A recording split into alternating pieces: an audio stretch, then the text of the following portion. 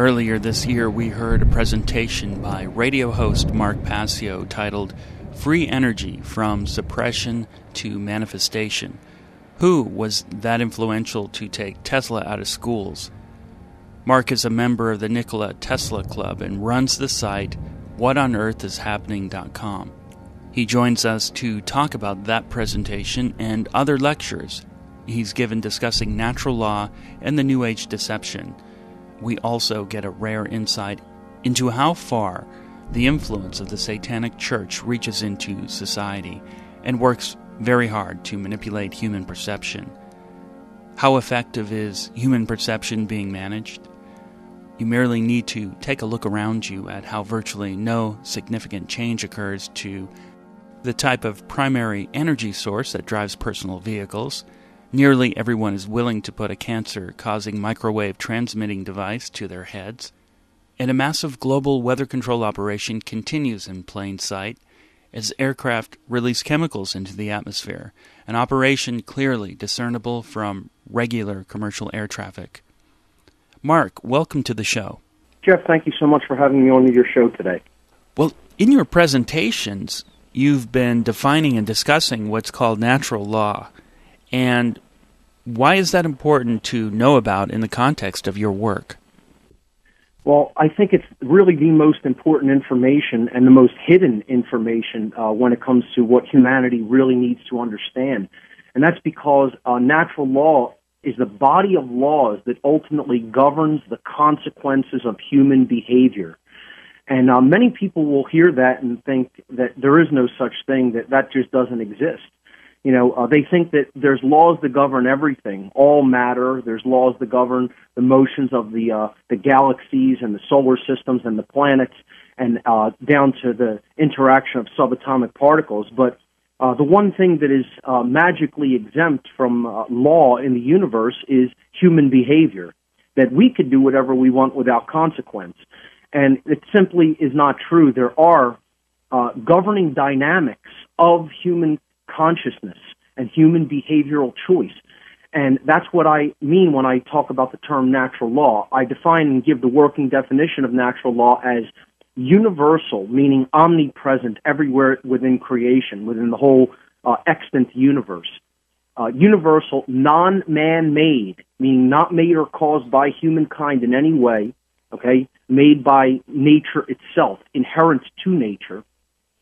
Binding, meaning that these laws have effect whether we understand them or not, whether we are actively conscious of them or not, whether we want them to exist or not, they are in effect. And immutable conditions. And immutable simply means that nothing we can do can change them. They are unchangeable by anything that we are capable of doing. Just like gravity is an immutable law. It is in effect. And there's nothing we can do to change it. We can only learn how it operates so that we can align our behavior and actions into accordance with that law so that we don't suffer as a result of it being in effect in our lives. We can understand how it works. So it's universal, non-man-made, binding, and immutable conditions that govern the consequences of the behavioral choices of intelligent beings, of beings that have the capacity in mind to understand the working operations of natural law. So these laws of consciousness that govern consciousness and govern behavior don't apply to other animals that don't have the same capacity for intelligence as human beings and other hominid type or other intelligent creatures throughout the universe. It applies to beings that are capable of grasping these laws. That's what natural law essentially is. It's been called many things throughout history in different traditions. It's been called moral law. It's been called God's law. It's been called the laws of karma. It's been called the laws of consequence, the laws of cause and effect, consequentialism. All of these are just labels or terms. You could call it really whatever you want. But one thing I want to stress here is that these laws being in effect do not mean that human beings do not have free will. These laws interoperate with free will. Free will exists. So I'll give a quick example. Mm-hmm. We have free will to ignore the law of gravity, do we not? You know, we can ignore it, but not without consequence. It's still in effect. So let's say we say, I'm going to ignore that gravity exists, and I'm going to step over this 50-foot ledge. Well, that would probably be a very bad decision. That you'd end up having a pretty bad day. If not, it would be your last day. Okay? And if it was a higher cliff, it most certainly would be your last day. Stepping off of a tall ledge like that is probably not a good idea, because there's a law in effect that governs the motion of the dynamics of physical objects, and gravity is in effect whether we like it or not. So we still have free will to do something that is not smart, even though that law is in effect. Okay? It doesn't countermand free will altogether. Well, the same is true for natural law consequence. In other words, there are laws that are going to govern what happens to the quality of our existence if we behave in certain ways. If we behave in completely moral ways, we get an orderly result in our lives, especially in the aggregate of a whole society, of a whole culture, of a whole species. Then, if we behave in immoral ways, we get a completely different result. That doesn't obviate or cancel the gift of free will choice.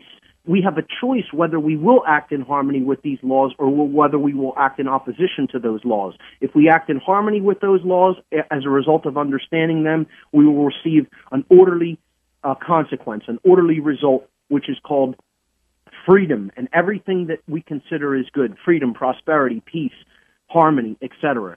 If we act in opposition to these laws, we will receive everything that we consider chaotic and bad and evil: slavery, destitution, destruction, suffering, endless suffering. Okay? So that's essentially what natural law is in a nutshell. And again, I call this the most occulted knowledge on the face of the earth. And occult simply means hidden. It is occulted from us. It is hidden from us. There are people in positions of power that do not want us to understand how these laws operate, because our ignorance is their continued source of power and strength, and it's their tactical advantage over the ignorant masses of humanity, because they have this knowledge and how this works, and they are deliberately occulting it or hiding it from the masses of people so that we continue to co-create in the aggregate as a species, as an entire society here on Earth. We continue in our ignorance of these laws to co-create our reality unconsciously instead of in a conscious capacity. Mark, we aired your presentation, Free Energy from Suppression to Manifestation. Who was that influential to take Tesla out of schools? And you talked about how access or availability of knowledge in our society is repressed. You've cited terms such as relativism and scientism. Could you explain that again? Sure.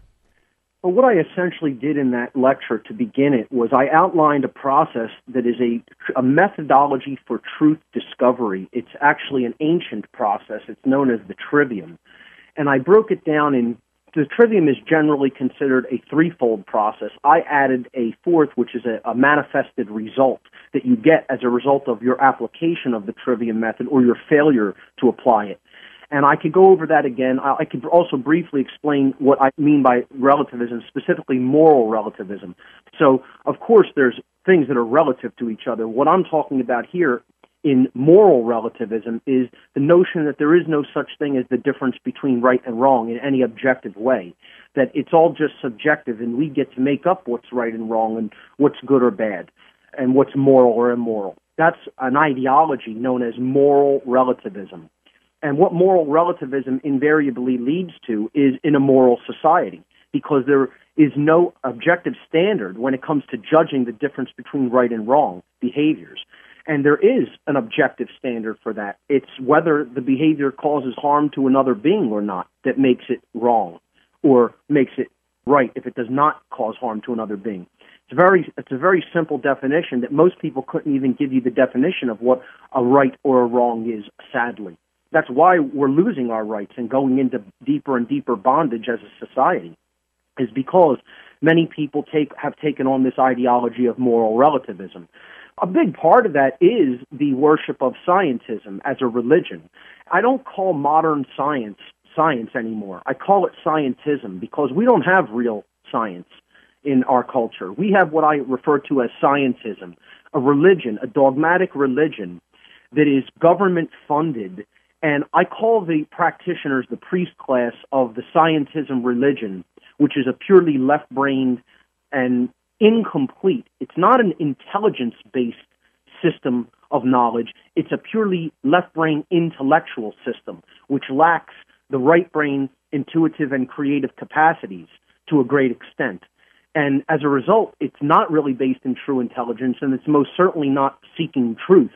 I call it the priest class of this religion, the paradigm protectors. That's my little term that I've coined for them. They are the protectors of a paradigm of the absence of consciousness in any part of the human equation. You know, it's all about the universe being a purposeless mechanized machine, which is actually a completely erroneous and long since shot down Newtonian-based notion of the physical reality in which we live, of the universe in general. You know, scientists on the cutting edge have really understood that consciousness underlays everything in nature. For a long time, actually, probably well over 100 years by now. But unfortunately, as a whole, modern science hasn't even caught up to this new emerging paradigm that includes consciousness. And so the status quo is still ruled by a false variant of science, which I and many other researchers have used the term scientism to describe it, to apply that ism to it, to help explain to people that it's really not true science that is seeking truth, but it's a religion that is there to protect a belief system that is in place about how everything is just a purposeless grand accident and is a mechanized matter holds primacy over everything else, including consciousness and or spirit. So it's very one-sided. It's very imbalanced toward the left brain form of consciousness, and it's not what I would call certainly not based in truth and not based in real intelligence. It's based in pure intellect, which isn't holistic intelligence. That's clearing up those two terms as I use them in my work, but let's go to that other question in which you asked me to talk about the role of knowledge and how important availability of information is in understanding what's going on within us and around us, right, so that we can make informed decisions. And this is ultimately how we create our reality, right, actually. Exactly. So in my Tesla presentation at the New Yorker Hotel back in January, which was called Free Energy from Suppression to Manifestation, I opened it up by describing this model that is essentially the ancient trivium methodology for the discovery of truth. For anyone who is going to be a seeker of truth, this methodology would be taught to them so that they could really understand the difference between reality and falsehood, so that they would be able to process information to know whether or not they were being deceived or led astray, and they were getting accurate information, and they were able to process it accurately, to come to accurate conclusions about it, and then base their behavior on it so that they would get orderly results instead of chaotic ones. This method was known as the trivium, which in Latin means three paths or three roads. Tres tria in Latin means three, and then via means road or path.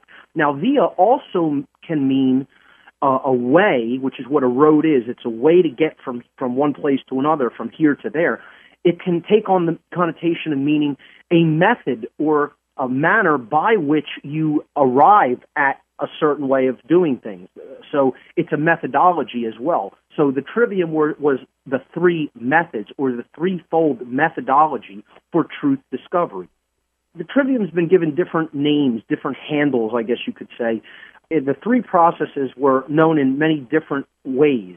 So in the modern way that people look at the trivium, it's been known as grammar, logic, and rhetoric in that order. And you can't take the steps out of order, otherwise the methodology breaks down. The order is very critically important, and we'll see why in a moment. The ancient trivium, this is the terms that were used to describe the steps of the process. It was known as knowledge, understanding, and wisdom. That's actually the ancient or the esoteric variant of the trivium processes. And in the modern world, it's been called grammar, logic, and rhetoric, the steps.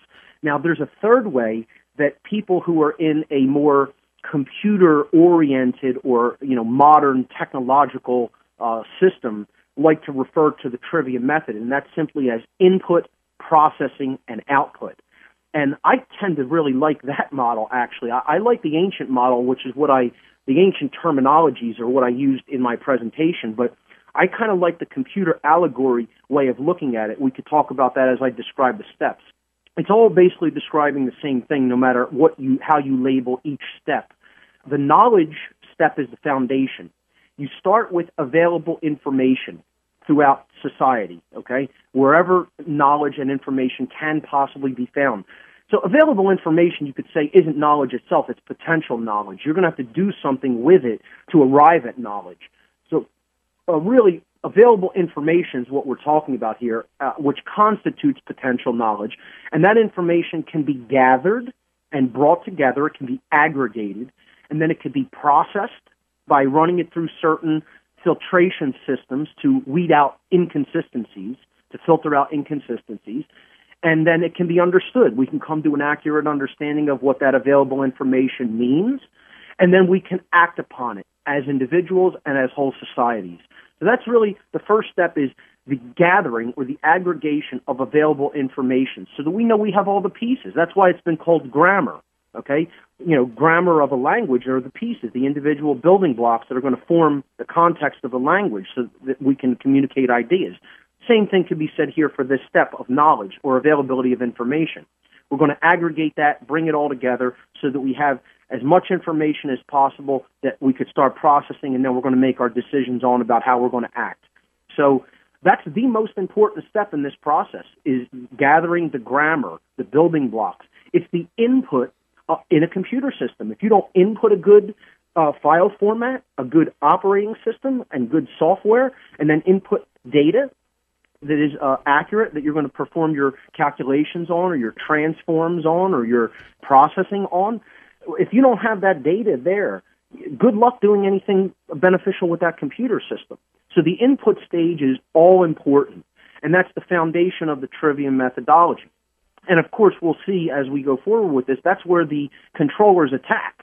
They have to attack that stage, because they're not going to attack the other stages, because the information would have already been out there at that stage. So the suppression of knowledge is the most important thing when it comes to controlling an entire paradigm, a whole worldview, or a whole people, okay?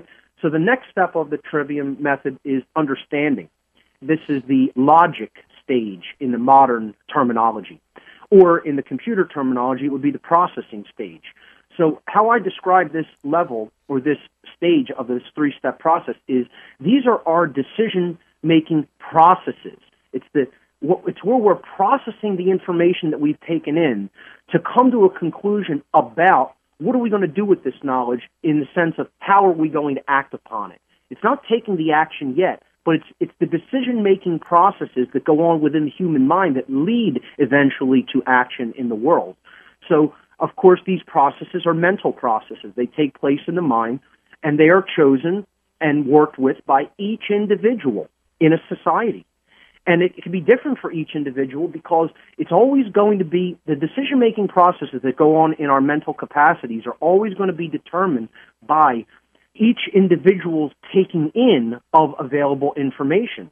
If I took in a very good portion of the available knowledge that's out there, I have a frame of reference or a basis to really process that information and pretty much come to an accurate conclusion about what's really going on.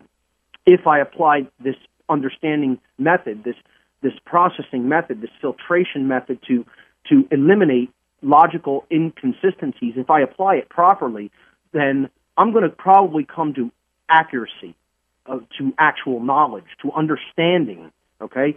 And if we don't do that because we've lacked available information, we're going to not understand. We're not going to arrive at understanding. We're going to simply be in a state of confusion, and that's unfortunately where most people are at in our society, because they lack so much knowledge. They haven't taken in a good portion of the available information, and a good portion of the available information has either been hidden from them, or it has been dissuaded from being looked into. They have been dissuaded from looking into that information deliberately by the mass media, telling them, oh, no, this isn't something that you need to understand, propagating, a lot of trivial aspects of what's going on, focusing on minutia, focusing on things that aren't important, and just propagating that to people and saying, here, this is what you need to look at. You don't need to understand any of that. That's all debunked, or that's all, nonsense.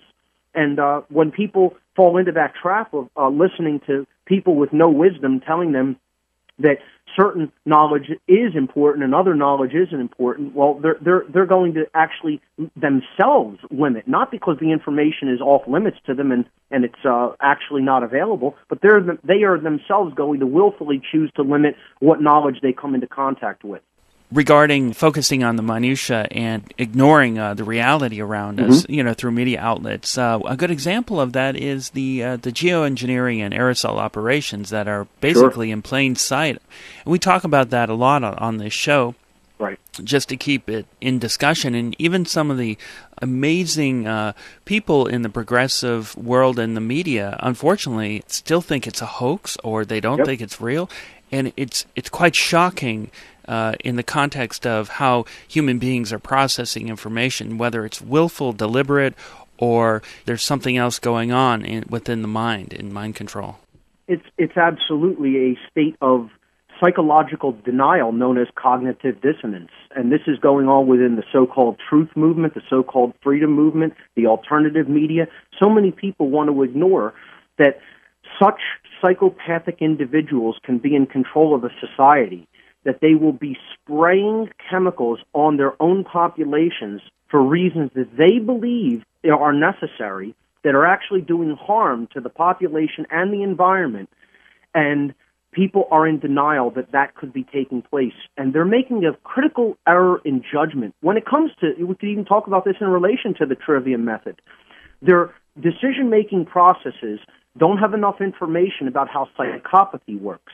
And therefore, they're in a state of denial and disbelief when it comes to that there could be people who are this psychopathic and uncaring about the consequences of their behavior. It's a state of childish naivete, but it's combined with this state of cognitive dissonance, of the inability to believe that which you can even see with your own eyes. And it's a very debilitating condition, and it's a difficult condition to come out of, because what they've done is they've actually locked themselves willfully into this state of denial by saying the world cannot be that. See, it's really childish-like fear when you're witnessing evil and you're in such a state that you can't comprehend that that's going on. And a part of that mistake, to extend this a little bit, is they are making a critical error in judgment by trying to actively apply their own moral sensibilities to other people. And that's a deadly mistake to make, a very critically bad thing to try to do, okay?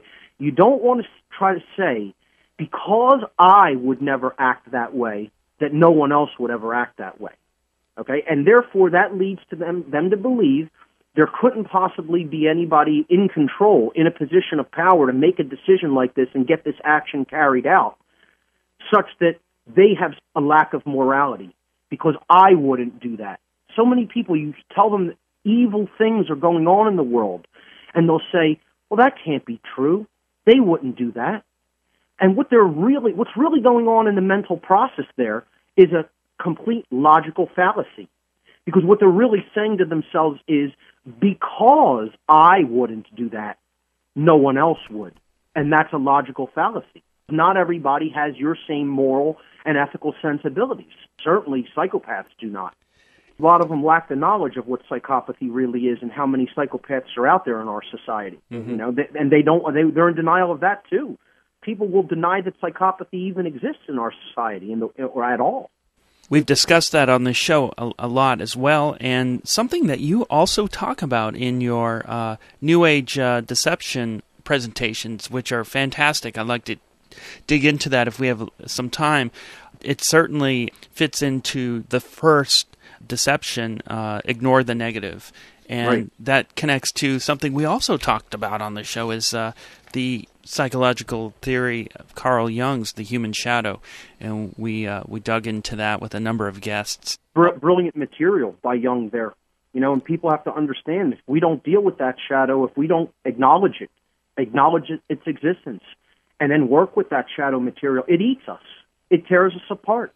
that's what we're facing as a society. We haven't done that psychic cleansing work, upon our own psyche. We want to ignore all that shadow material and think it's going to go away and it's not going to negatively impact us as a species. Well, it doesn't work that way, unfortunately. If you leave the shadow alone, it doesn't go away. In fact, it continues to grow and evolve on its own, unconsciously, without your knowledge. Unless you consciously examine it and catch it when it's coming up for you in certain situations. And some of the examples past guests have made is when you lose composure in certain situations. That's a good time to catch it and figure out why you did what you did. Right. Before we get into your New Age deception lecture material, I saw that you mentioned your position as a priest in the Satanic Church at one time.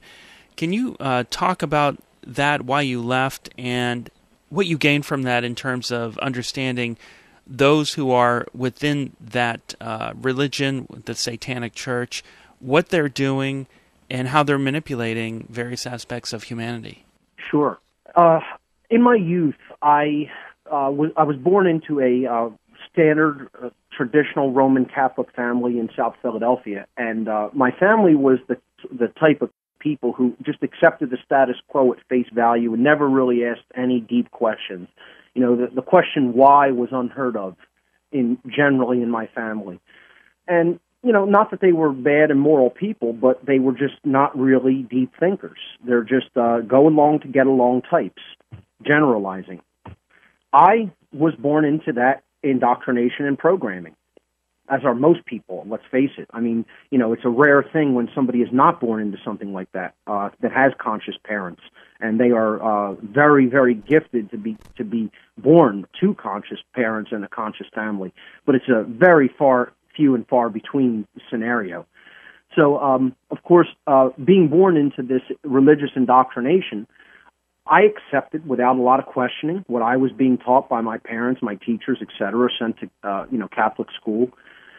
And my late grade school years, maybe even into very early high school years, like freshman year. And then I started questioning that belief, but all that questioning wasn't channeled in any kind of a healthy way. It was all just turned to anger and hatred about what I simply perceived as being lied to at that point.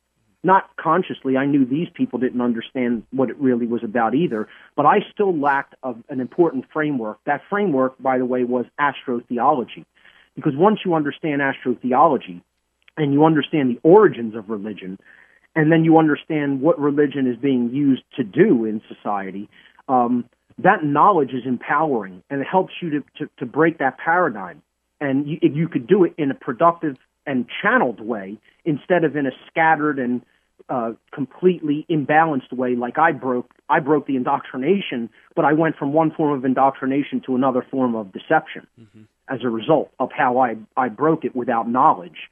I started gravitating to the exact antithesis of this belief system. I wanted to go into the occult. And I mean, not just hidden knowledge, I wanted to go into the dark occult, hidden knowledge that's wielded to control others, and it's, Satanism and, darkness and the exact opposite of God.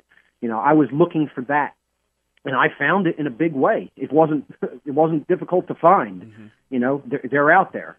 If you seek that, you'll find it too. Just like you seek the light, you'll find that too. Well, you seek the darkness, you'll find it. And I did. So I became involved with dark occultism, with Satanism in particular, was they call it the left-hand path. That was the path that I got involved in. I started espousing satanic ideology through writing and music in the vein of that type of ideology which was being put out there by the Church of Satan, which was then run by Anton LaVey. He's since died, and they have new leadership. But LaVey himself appointed me a priest in his organization because, again, not because I went into the organization and was trying to move up in the ranks. He contacted me and said, I like the work that you've been doing about communicating the satanic ideology and worldview to other people through your writing and music. He actually noticed what I was doing and said, I want you to be a spokesperson and a priest in my organization. So I accepted.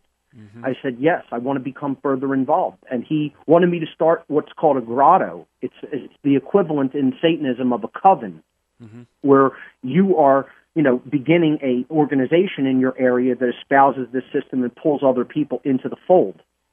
And I didn't accept that. I said, no, I consider Satanism a pretty individual thing, and I don't want to begin a grotto and take on that work and responsibility. I'd rather just practice it in my own life.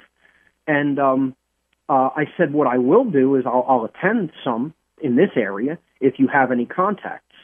And some other people put me in contact with other individuals in this area, not LaVey himself, but people who were involved in the Church of Satan.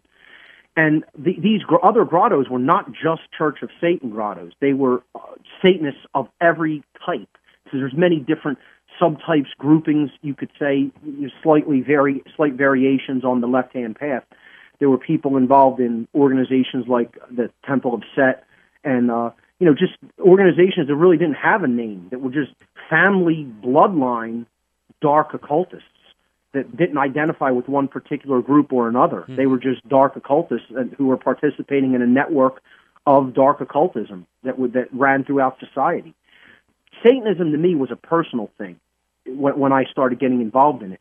And it was just like, you went and studied this knowledge about how to manipulate people because you know more about how the psyche works than they do to get what you want, to gain a tactical advantage over other people or to get them to grant you favors or give you positions of influence that you may want. Okay? Mm-hmm. That's what it was to me. Is that what it is? Yes, that's partially what it is. But it's so much more than that once you get to a certain level of understanding, once you get to see what this interconnected network of people really is doing.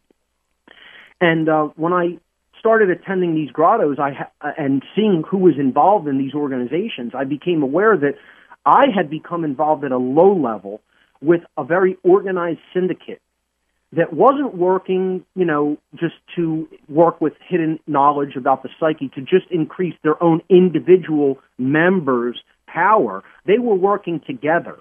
They were working as a tight-knit unit, actually, that was trying to advance the entire group, the entire network or hierarchy's power at the expense of everybody else's rights and freedoms. It was essentially they were claiming to be masters of the world because of the knowledge that they held, and everybody else was essentially going to become their slaves, in so many words. I didn't understand that for many years, that's how that they were working. I didn't understand some of their terminology, their esoteric terminology. Like they call the average person the dead. The dead, ladies and gentlemen. That's what they refer to average people as. What does that mean? Yeah, for 10 years I didn't understand what that meant. Finally, I began to understand that they were talking about their level of unconsciousness, that they were saying because they have no knowledge, they don't use their thoughts to achieve knowledge, they don't use their emotions to achieve true care, and they don't exercise their actions to create real change in life, they have no willpower, then all three modalities of consciousness, the expressions of consciousness, thought, emotion, and action, are inactive. Therefore, the being is technically unconscious and therefore not really living, not really alive. So they call them the dead. That's their name for people that are not them. See, they don't call themselves the sacred and the uninitiated, the profane, like some other religious traditions might, or some other mystery tradition religions might. They call themselves the masters and they call their slaves the dead. It's amazing. And I didn't grasp that till after I had left. I never understood what they meant by this term, that they were referring to the dead, the dead. Like, what do they even mean by that? They knew what it meant among their own circle. Now, I was even among them, and I just went along and just didn't say, could you explain to me what that means? Because I thought I'd be laughed at, and I probably would have, as naive, as not understanding what they meant by that. I didn't understand that what that term meant till after I had already dissolved my relationship with these groups. I was going to ask you about that. How did you transition out of it, and now looking around you, can you identify the magnitude of the influence of that? Sure. Yeah, well, what started leading me to believe I was involved in something that was way over my head and that I should probably not be involved with was the who populated these groups. who populated these groups were people of power and influence in every single social institution on the face of the earth. You name the institution, okay? Banking, politics, media, law enforcement, entertainment, technology, education, military, medicine. You name the institution. There were people at the highest levels of these institutions that were Satanists and were attending satanic rituals at satanic grotto meetings. And when I recognized that, I said, this is more than I thought it was. This is way beyond what I ever dreamed that this was really about. Because, again, I thought this was just a group of people loosely knit, and they shared a common interest in understanding how the human psyche works so they could gain a tactical advantage over others and then increase their own personal benefits and personal power in their daily lives. Okay? I didn't understand that this was a group working together to increase their own collective power at the expense of everybody else's, and that they had infiltrated and weaved their way through and were already in control of every social institution. They were an occult hierarchical network that already had control of the world. Not were looking to take control of the world, but already ran it. And when I understood that in a deep way by just seeing who was involved in these groups, you had judges, you had chiefs of police forces in different counties throughout the state attending these meetings. You had lawyers who were like the DAs of their entire region. Wow. Politicians, people running for local office would attend these meetings. These people were there because they knew that these are the organizations. This hierarchy is the organization who are the controllers of the world, the movers and shakers of everything. Bankers were there at these meetings. Like I said, you name it, doctors, school teachers, principals of schools were Satanists attending these rituals. So what I'm trying to say here is as soon as I got the message, we're the ones who are already in control. We're not trying to take influence and power. We do this to maintain the influence and power we already have. That's what they gather and focus their attention to do. Mm-hmm. Okay? So when I understood that, I said, I can't be involved in this. I still have a modicum of conscience. I said, I wanted myself to be a more influential, powerful individual, but I don't want human slavery. I never did. I was never about enslaving other people. Having a one-up tactical advantage on them mentally and psychologically is one thing. Claiming you own somebody else and they're going to work for you and they're going to be your slave, that's something altogether different that requires a level of psychopathy I was never at. I had psychopathic tendencies, but not like that. Not to claim I'm the owner of others and I want to see the world in bondage. So when I understood what it was really about, I said, I can't really be involved in this anymore. And when I started making that known to some individuals, I thought it was going to be a big blowback reaction. Oh, you want to get out? You want to be out of here? We're going to have a backlash against you for taking that opinion or that position. And it was nothing like that at all. Not even close. It was as if I didn't exist. Wow. The attitude was, in a nutshell, okay, little boy, stop bothering us now. Away you go. Away you go.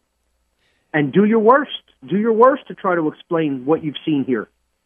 You think anybody will believe you? You think you're going to help people? You think you're going to get people to understand what the world is and where they're really at? One of them actually said to me before I actually left a ritual on Walpurgisnacht one night, mid-1990s. This individual said to me, good luck banging your head against a cinder block wall for the rest of your natural existence. They said, if we try to explain to others what we do and how we're in control, the dead would not accept the truth from us if we explained it to them openly, publicly. He said, good luck trying to get that done. There's nothing you could possibly do. That's how much hubris they have. That's how sure they are that they have people's minds exactly where they want them. And I was enraged by this attitude back then. I let it eat at me. Now I know that they're telling me the truth. And people could say, hey, oh, you're still in that worldview. No, I'm not in that worldview. I'm acknowledging they weren't lying to me when they said those things. It doesn't mean I know that I'm not powerless.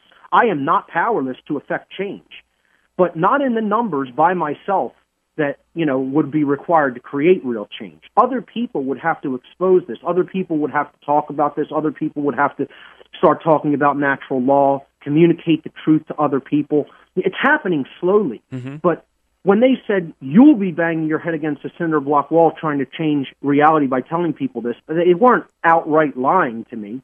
It's like one person's not going to make that change happen. But if one person, through modern technology, can communicate the truth to other people, and then they start communicating that truth, now we have a propagation of a wave that could turn into something that could affect real change. So, and they weren't really lying to me about other people's mental position of bondage, because, when I tried to start waking people up around me as to what was really going on regarding this, they don't want to hear it. They want to live their lives in oblivion, oblivious to what's going on around them, thinking that ignorance is bliss. And ignorance isn't bliss. Ignorance is death. Ignorance is slavery. Ignorance is total chaos and the perpetuation of total chaos and slavery. Knowledge is the only way out. Knowledge is the only way to enlightenment. Knowledge is the only way to real change in the world. People who think they're just going to get that done with a feeling or just going to get that done with taking political action without true knowledge of the human psyche and the laws of nature, good luck. Good luck with that. You'll never get it done that way. True knowledge is required, and many people don't want to hear that, especially people in the New Age movement. They don't want to hear that because they bought this notion that it's all about a feeling. It's all about feel-good spirituality. But this takes us back to the trivium, actually. It's a nice way to go right back into that. We started with knowledge.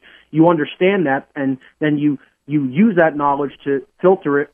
You use that available information, you filter it, you come to decision-making processes in the mind. Then what do? This leads us to the third step. You act on it, right? Action is then ultimately required. That's the wisdom step of the trivium, or in the modern term, they call that the rhetoric stage. I would also refer to that as the output stage if we refer to it in the computer model terminology. So this is human behavior. And each individual's behavior is inevitably, if you just logically think about this, each person's behavior in society is going to be based upon the quality of their understanding when it comes to information that they have taken in. And that's how we manifest the reality that we experience in the aggregate, in the collective way, okay? It's not done on just an individual level. If there's a society of 7 billion people and only about 100,000 people are truly acting in a very moral capacity, in total accordance with natural law principles, don't expect that 7 billion society to magically change and have freedom. And don't expect even that 100,000 that are acting in accordance with natural law to have actual physical freedom. They may be free spiritually and mentally and psychologically from psychological bondage and mental chains, but that doesn't mean that they're going to be physically free in a society in which the absolute majority of the aggregate numbers of individuals in that society are still acting in an immoral capacity. So that's how it works. It works in the aggregate numbers. This is also something that a lot of people don't want to hear, especially New Agers. They want to believe a tiny, tiny, tiny percentage of any given society can live a certain way, and then magically that's going to create widespread change in society. It doesn't work that way, folks. That's why it's called a quantum shift, an amount. That's what quantum means in Latin. It means an amount of something. An amount is required to create a quantum shift. That's why it's called a quantum shift. And it's not just called, a random shift in consciousness or behavior or, the result that we're getting in creation, okay? It's a quantum shift. That means a certain amount of people are going to be required. And I would say it's got to be at least over half. Minimum is 51%, folks. If you want me to put a number on how many people are going to have to change for this change to go viral, 51% is the minimum. I would say it's probably more than that if I'm being more really realistic and and giving people an accurate number. But the most optimistic number I could give anybody of what amount creates any kind of a quantum shift is 51%.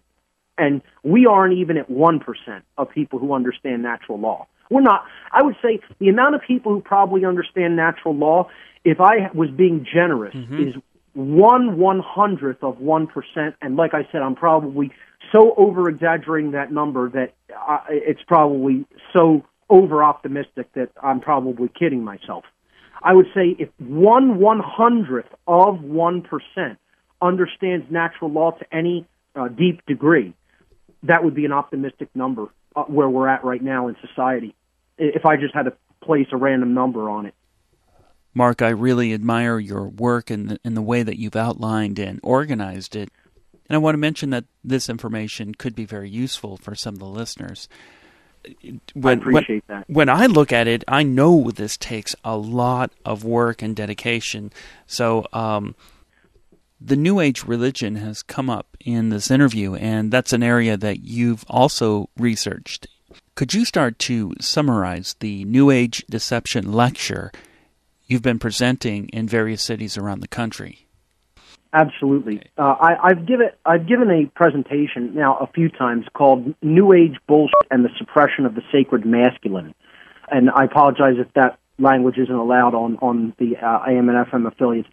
What this presentation is, it's dispelling a lot of false so-called spiritual teachings of the movement known as the New Age movement. Now, again, I'm not talking about zodiac houses here when it comes to New Age, the house of the age of Aquarius, etc. I'm talking about a set of so-called spiritual teachings that are not rooted in what I would call a grounded set of knowledge and wisdom.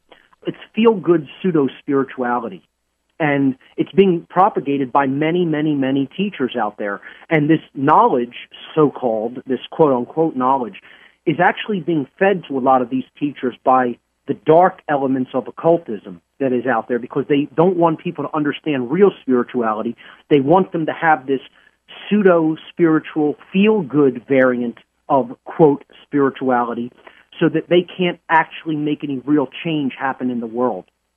And therefore, the sacred masculine of action leading to real change in the world is suppressed, hence the subtitle, The Suppression of the Sacred Masculine. It was originally 10. My new presentation, which is going to be out very soon, that I gave in Asheville, North Carolina last weekend, it contains 15 New Age deceptions, which I'll briefly outline here. What I do in the presentation, for those of you who want to go and check it out on my website, whatonearthishappening.com is my website, and you could see this presentation there, is I outline the deception, and then I balance the deception with what I call a New Age correction. This is the correction to the erroneous spiritual teaching, or the deceptive spiritual teaching, that is given by the New Age community.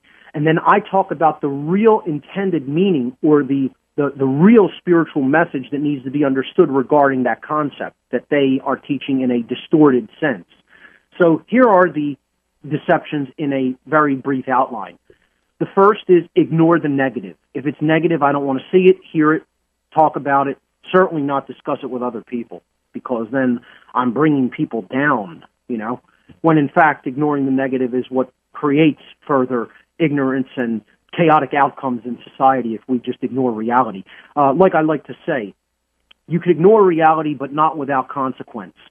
You have to respect existence or expect resistance from the universe. Respect the existence of that which is, or expect resistance from the nature of everything. Expect resistance from the universe itself, creating negative experience in your life. So that's ignore the negative. Never get angry. Okay? There's no purpose or role for the emotion of anger. And I talk about we need righteous indignation if we're going to create real change to motivate us to take action. Number 3 is we're all one, so it's all good. This is moral relativism. Everything is good. There's no such thing as right and wrong. Those are subjective judgments that have nothing to do with something that's objective and existing in nature.